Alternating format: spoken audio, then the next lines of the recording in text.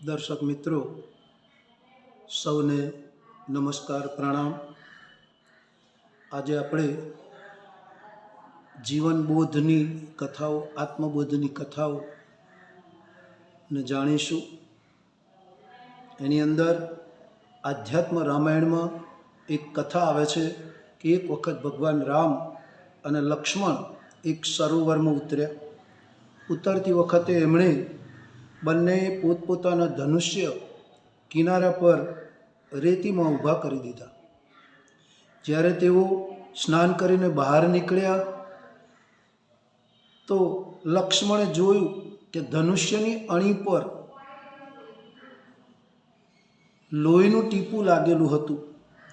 एमणे भगवानने कह्युं के भाई लागे छे के अजाणता कोईनी हिंसा थई गई छे। बंने माटी दूर करीने जोयुं तो खबर पड़ी कि एक देड़कू घायल थईने मरणासन स्थिति में पड्युं छे। भगवान रामे कह्युं के ते बूम केम ना पाड़ी, अमे तने बचावी लेता हता। ज्यारे तने साप करडे छे त्यारे तू बहु मोटा अवाजे चीसो पाड़े छे, तो पछी धनुष्यनी अणी वागी त्यारे केम चीस ना पाड़ी।